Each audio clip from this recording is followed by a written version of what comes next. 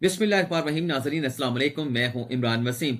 आज के इस व्लॉग में आप नाज़रीन से गर्मा गर्म खबरें तो शेयर करेंगे, लेकिन सबसे पहले आप नाज़रीन से एक छोटी सी माजरत करना चाहूंगा। और माजरत इस बात पर कि आज की हमारी वीडियो का जो इंट्रो है वो थोड़ा सा तवील हो सकता है, तो मेरी माजरत को कबूल करें और वीडियो का बाकायदा आगाज करेंगे। मौसमी नवाज की जानिब से जो असम्बलियों से इस्तीफे देने के मामले पर सियासी स्टंट, सियासी एडवेंचर किया गया, या यूं कह लें कि मुसम्मिक नवाज ने कौमी असम्बली से इस्तीफे देने के मामले पर जो सियासी खेल, जो सियासी ड्रामा रचाया, इसका मकसद क्या था? क्यों मुसम्मिक नवाज की जानिब से अपने सिर्फ 2 अरकान के इस्तीफे स्पीकर कौमी असम्बली को भिजवाए गए? मुसम्मिक नवाज ये इस्तीफे देकर क्या साबित करना चाहती थी, क्या चेक करना चाहती थी? और फिर ये सियासी स्टंट या एडवेंचर मुसम्मिक नवाज के गले कैसे पड़ गया, लेने के देने पड़ गए? और यह भी आप नाज़रीन को बताएंगे कि अगर कोई रुकने कौमी या सूबाई असम्बली अपना इस्तीफा देना चाहता है, नशिस्त छोड़ना चाहता है, तो उसका सही तरीकाकार क्या होता है। इस्तीफे देने के मामले पर आज हमारी वजीर कानून फरोग नसीम साहब के साथ एक नशिस्त हुई। इस्तीफा देने के सवाल पर वजीर कानून फरोग नसीम का क्या कहना था, वीडियो के आखिर में वो भी आपको सुनाएंगे। दूसरी खबर में हम बात करेंगे, आज मौलाना फजल रहमान की जानिब से पाक फौज को और जनरल बाजवा को धमकी दी गई। इस धमकी का अंदाज क्या था, इल्फाज क्या था, ये आप नाज़रीन को बताएंगे। और तीसरी खबर में हम बात करेंगे, पाकिस्तान के लिए एक बुरी खबर है। बैन अवी महाज से रेकॉर्डेड केस में यह बुरी खबर आई है, जिससे पाकिस्तान को एक बड़ा धचका लगा है। इस पर भी आप नाज़रीन को अपडेट करेंगे। तो सबसे पहले हम बात कर लेते हैं कि असम्बलियों से इस्तीफे देने के मामले पर मुसम्मिक नवाज को लेने के देने पड़ गए हैं। नाज़रीन, कौमी असम्बली के स्पीकर असद कैसर को 2 इस्तीफे मौसूल हुए। एक इस्तीफा था मुसम्मिक नवाज का मुर्तजा जावेद अब्बासी का, जो कौमी असम्बली के हल्का 15 से रुकने कौमी असम्बली मुंतखब हुए थे। और ये नाज़रीन, मुर्तजा जावेद अब्बासी वही शख्स हैं जो 2013 से लेकर 2018 तक कौमी असम्बली में मुसम्मिक नवाज के डिप्टी स्पीकर कौमी असम्बली थे। ये इस्तीफा जो भेजा गया है मुर्तजा जावेद अब्बासी की जानिब से स्पीकर कौमी असम्बली को, मुबैना तौर पर यह हाथ से लिखा हुआ इस्तीफा नहीं है, बल्कि ये टाइप किया हुआ, कंप्यूटर पर टाइप किया हुआ इस्तीफा है। उस पर कोई तारीख जो है दर्ज नहीं की गई। दूसरा जो इस्तीफा है वो कैप्टन सफदर के भाई हैं, डॉक्टर मोहम्मद सज्जाद। ये कौमी असम्बली के हल्का 14 से मुंतखब हुए थे, लेकिन इनके इस्तीफे के ऊपर जो तारीख है वो 8 दिसंबर की है। और ये दूसरा इस्तीफा भी जो है वो कंप्यूटराइज टाइप किया गया है, कंप्यूटर पर इसे जो है लिखा गया है। और ये इस्तीफे मुबैना तौर पर स्पीकर कौमी असम्बली को भिजवाए गए थे। ये इस्तीफे मौसूल होने के बाद जो एक्शन लिया गया स्पीकर चैम्बर की जानिब से, कि फौरी तौर पर जो है इनके जो सिग्नेचर हैं मुर्तजा जावेद अब्बासी के, डॉक्टर मोहम्मद सज्जाद के, जो असम्बली का जो रिकॉर्ड है उसके साथ उसे वेरीफाइड किया गया, चेक किया गया। और जो दस्तखत हैं मुर्तजा जावेद अब्बासी और डॉक्टर मोहम्मद सज्जाद के, वो जेन्युइन लिखने हैं। जेन्युइन दस्तखत सामने आने के बाद एक लेटर जो है वो दोनों अरकान को भिजवाया गया है, जिसमें उनसे यह पूछा गया है कि आप तो 7 रोज के अंदर राब्ता करें नेशनल असम्बली के सेक्रेटेरिएट से और अपने इस्तीफों के हवाले से तस्दीक करें, आया कि ये इस्तीफे आपकी जानिब से भिजवाए गए हैं, नहीं भिजवाए गए। और जो दस्तखत हैं इस लेटर में यह भी लिख दिया गया है कि दस्तखत जो है इन लेटर्स के ऊपर जेन्युइन पाए गए हैं। और 7 दिन की डेडलाइन दी गई है कि अगर आप 7 रोज में इन इस्तीफों की तस्दीक के हवाले से कौमी असम्बली के सेक्रेटेरिएट के साथ राब्ता नहीं करेंगे, तो आपके इन इस्तीफों को जो है वो एक्सेप्ट कर लिया जाएगा और यह समझा जाएगा कि आपका कोई मौकिफ नहीं है और आप इन इस्तीफों पर कोई मौकिफ देना नहीं चाहते। मुझे यह लगता है, वैसे तो मुसम्मिक नवाज की जानिब से इन दोनों इस्तीफों को डिसऑन कर दिया गया और यह कहा गया है कि हमारे इस्तीफे तो हमारे पार्टी के हेड के पास हैं, हमारी जमात के पास मौजूद हैं, और ये इस्तीफे दोनों अरकान की जानिब से मुर्तजा जावेद अब्बासी और डॉक्टर मोहम्मद सज्जाद की जानिब से स्पीकर कौमी असम्बली को भिजवाए ही नहीं गए। लगता यह है कि ये इस्तीफे भिजवाए गए थे, जैसे मैंने बताया कि ये इस्तीफे कंप्यूटराइज टाइप हैं। और ये कंप्यूटराइज टाइप होने का कानूनी इशू क्या है, जो फरोग नसीम साहब आगे चल के मैं इस वीडियो के साथ जो मुंसलिक करूंगा, अटैच करूंगा, आप सुनेंगे कि टाइप इस्तीफा अगर भेजा जाए तो उसके क्या कानूनी मुश्किलात होती हैं, रुकावटें होती हैं। लेकिन बहरहाल लगता यह है कि मुसम्मिक नवाज ये इस्तीफे भिजवा कर जो फिलर ये भेज कर ये चेक करना चाहती थी टेम्परेचर हुकूमत का पारा के इन इस्तीफों के ऊपर हुकूमत का रद्द अमल क्या आता है, क्या हुकूमत इन इस्तीफों को एक्सेप्ट करती है, या ये इस्तीफे हुकूमत जो है स्पीकर कौमी असम्बली वसूल करने के बाद इस पर खामोशी अख्तियार करते हैं। लेकिन स्पीकर साहब ने इस फॉल्ट टॉस के ऊपर जो है वो छक्का मारा है और इंतजार नहीं किया, और उन्होंने जिस तरह से मैंने बताया कि लेटर लिख दिया है और दोनों अरकान को बुला लिया गया है और आप आए और इन इस्तीफों की 7 रोज के अंदर तस्दीक करें, अदरवाइज आपके इस्तीफे ये एक्सेप्ट कर लिए जाएंगे।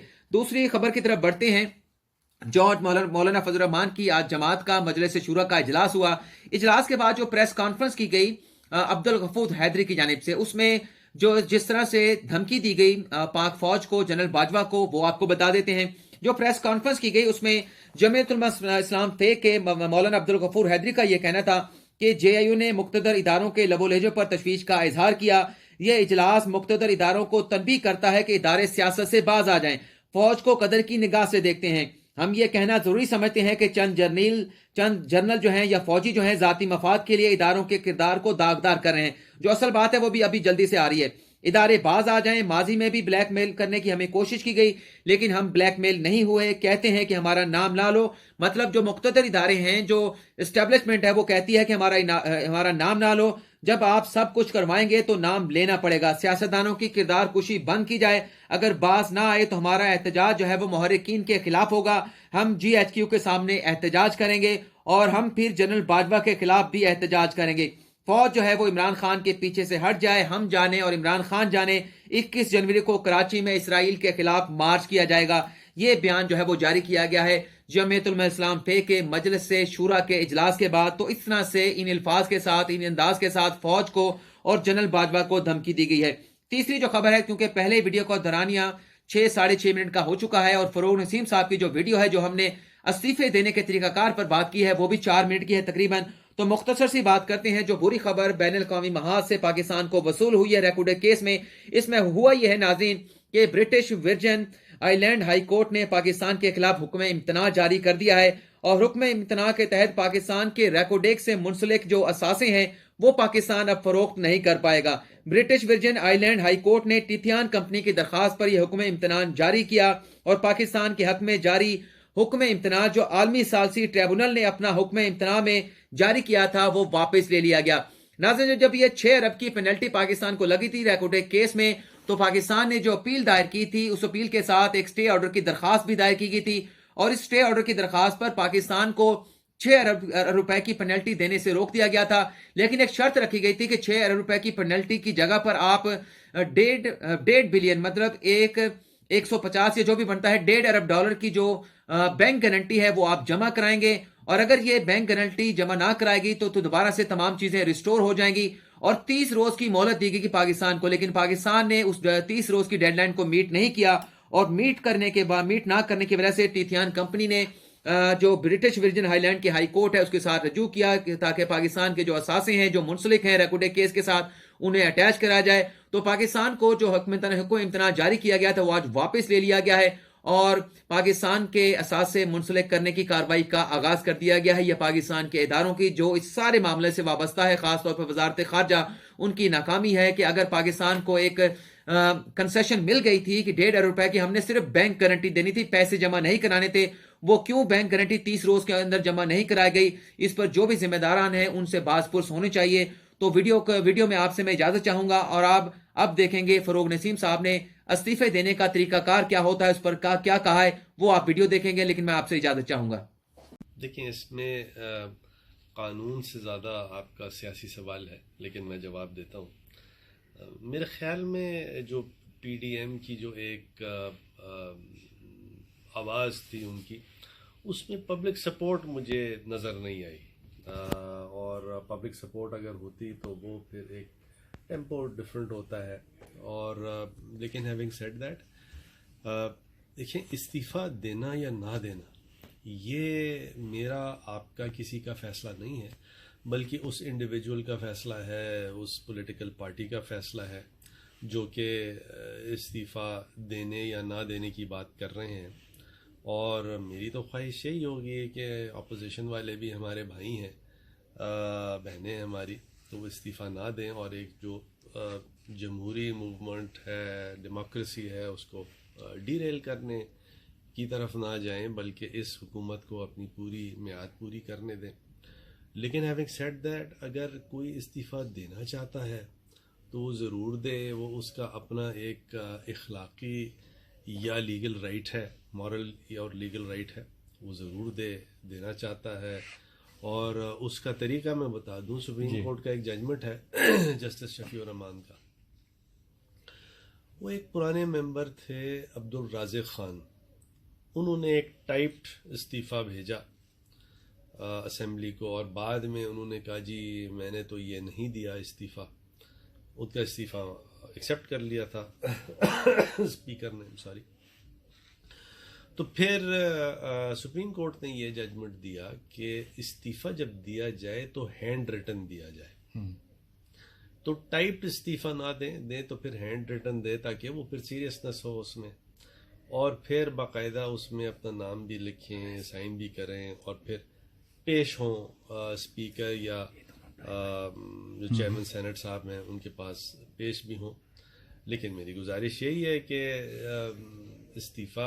इस्तीफे की बात कोई पब्लिक सपोर्ट क्योंकि है नहीं, और ऐसे भी इस्तीफा देना मेरा ख्याल में आइडियल क्या समझते हैं, अगर ये इस्तीफे वाली कहानियां आगे चलती हैं तो आप समझते हैं कि सेनेट इलेक्शन जो है वो मुलतवी या पोस्टपोन हो सकता है? नहीं, वो बिल्कुल नहीं होगा। और क्यों नहीं होगा ये मैं नहीं बताऊंगा अभी, क्योंकि इसके अंदर एक कोई लीगल दाव पेच भी है। और इस्तीफ़ा अगर देना है तो ज़रूर दें। मैं या कोई इमरान खान या खालिद मकबूल सिद्दीकी तो आपको नहीं रोक सकते, लेकिन अगर आपको, मेरी गुजारिश तो यही है कि इस्तीफ़ा ना दें, लेकिन अगर आपने देना ज़रूर है तो हैंड रिटन इस्तीफ़ा हो। और अगर रिटर्न हो तो मतलब टाइप हो, अगर टाइप हो तो वो एक्सेप्ट नहीं किया जाएगा ना। इसका मतलब ये है कि आप सीरियस नहीं है इस्तीफा देने में। और सर ये बताइएगा दूसरी बात, हैंड रिटन दीजिएगा अगर देना है, लेकिन मेरी गुजारिश यही है कि ना दें सर। लेकिन खैर अब 2 इस्तीफों के मामले पर स्पीकर ऑफिस भी काफी मुतहरिक हो चुका है। दूसरा मैं आपसे पूछना चाहूंगा कि सर लास्ट कैबिनेट मीटिंग हुई थी जिसमें सेंसस और कराची की पॉपुलेशन कोई है, आंखों से नज़र आता है, आप जाएं चले जाएं देख लें कितनी पॉपुलेशन है। यानी जो 98-99 में सेंसस था उसमें अगर कराची की पॉपुलेशन 98 समझिए लाख थी, और अब सिर्फ वो 1,40,40,000 या 50 लाख हो गई है। That doesn't make sense to me. और कराची की जो पॉपुलेशन जो इंटरनेशनली कोट की जा रही है वो कोई 3.25 से 3.5 करोड़ है।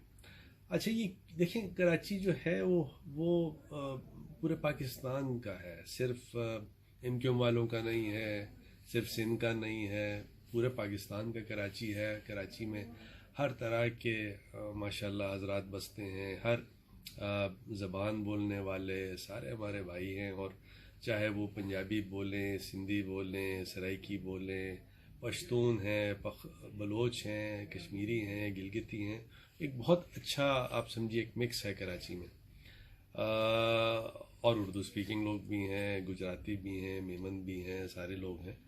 तो पॉपुलेशन तो अंडर काउंटेड है, हेड अंडर काउंटेड है कराची में।